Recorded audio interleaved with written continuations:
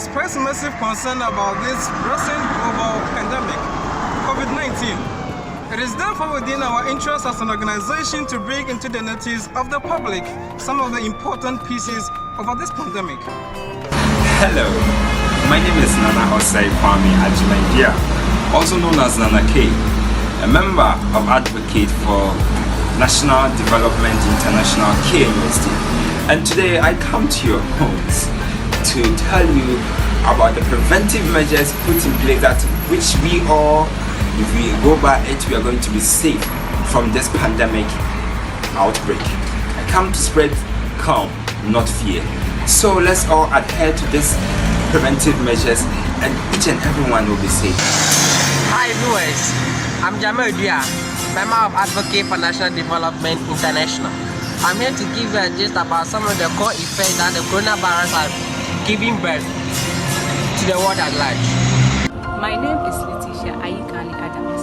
I'm a member of Advocate for National Development International, also known as ANDI. I'm Jabal Dia, a member of Advocate for National Development International in College of Media Studies.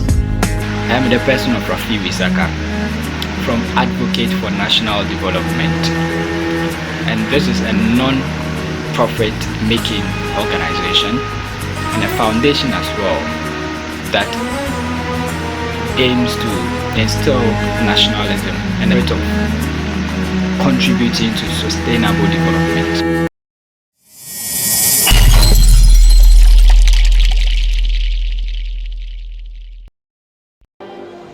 One point or two or three at most. The coronavirus pandemic is a tragedy and it has affected the lives of mankind and around the world. So let's look at this core effect of the coronavirus. Now, financial losses. So, as at 12 of March 2020, the government of Ghana released a whopping amount of $100 million just to deal with this pandemic. Imagine a country of about 25 million population releasing such an amount just to deal with this pandemic. Let's consider countries with larger population. Certainly they're going to release twice or thrice of our amount that we release and going to incur huge financial loss in Africa or at large. Now in this country, market women and men are whining. Their voices are heard on the social handles, complaining about their goods. People can no longer buy their goods. Their goods are perishing, all because we are locked down. People cannot go to their work and generate some income. The government is also at loss. There isn't much revenue. So this has really incurred some loss on the country. Let's consider this factor as well. Social effects. Social effects such as friendship and relationships. Now, schools have been closed. Sporting activities have been cancelled. People can no longer go to their loved ones, their friends, their colleagues. There isn't anything like contact. There isn't anything like hugs, handshakes, nothing. All because all these things are not tolerated anymore. Because we are now locked down. We are not locked down in our homes. And this can also lead to boredom. And boredom can pave the way to immoral activities such as alcoholism, drug abuse, and fraud. And this will lead to huge or can incur huge effects in the country in the foreseeable future. So let's consider this final point, final negative effect. Human resources, loss of human resources. Loss of human resources, we talk about loss of human resources, we're talking about people who make up the welfare of organizations, business sectors, and the economy at large. Now, the world has recorded about 2 million coronavirus cases. And these 2 million coronavirus cases, we had 130,000 death cases. And these death cases, it includes nurses, doctors, soldiers, and other professions. Imagine a country losing all these professions professions. We're gonna incur some big loss on the country. There won't be any much human force in the country. There will be very big reduction in human force in the country. And this is gonna lead to loss of human resources and also affect the country badly in the foreseeable future. This is what we're gonna go through for today. This is brought to you by Advocate for National Development International. Our country, our pride. Stay home, stay safe.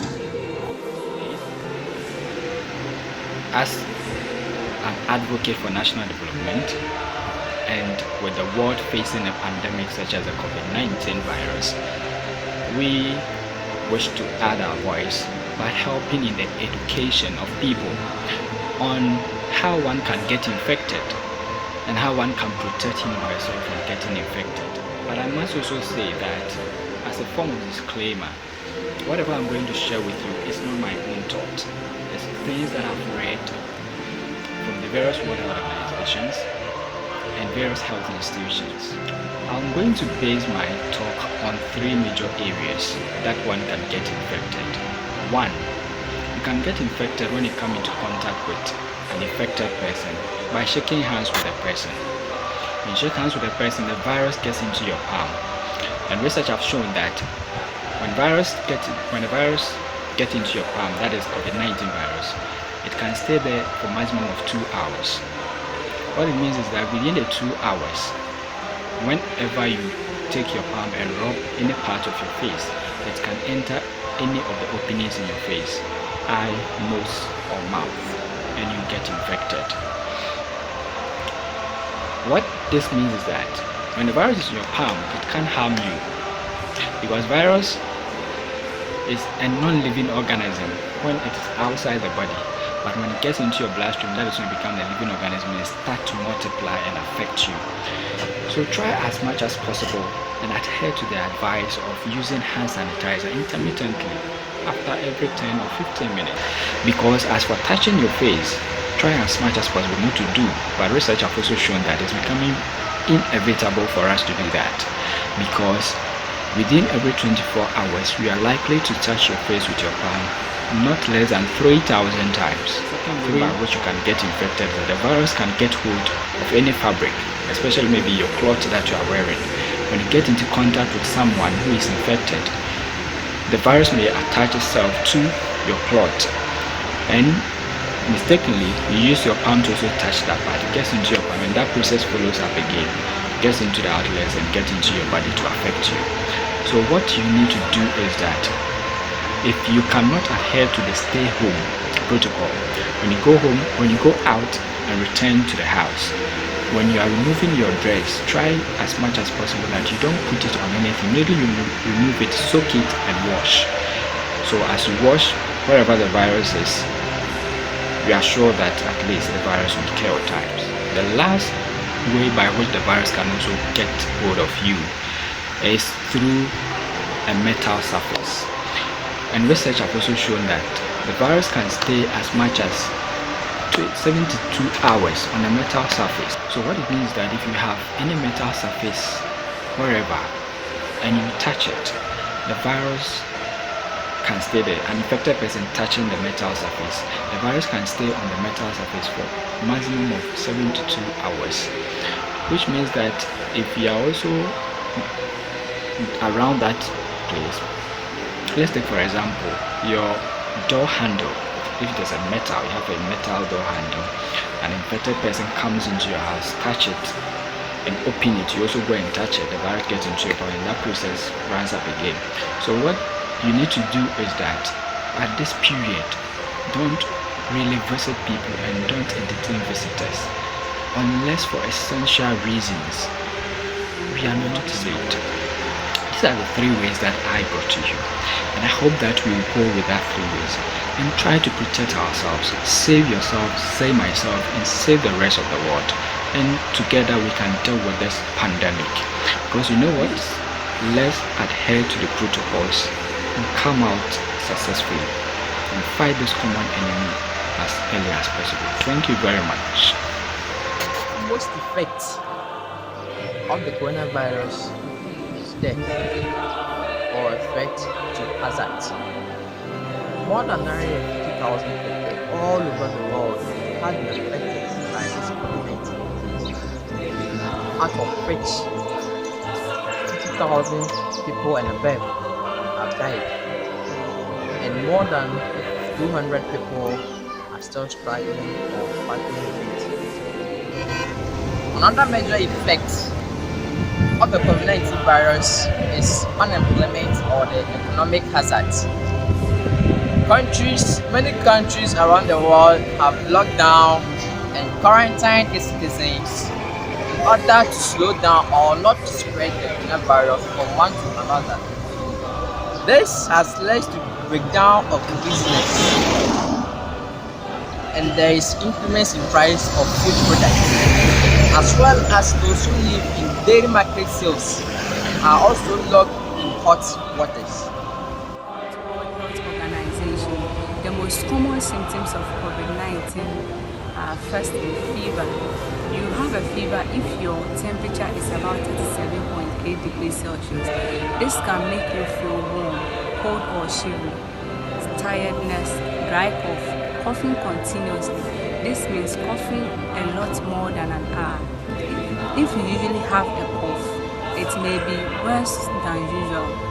Severe headache, shortness of breath, a high fever. About 1 in 6 people, the World Health Organization says, become seriously ill. Others may also have running stomach, sore throats, nasal congestion, and diarrhea.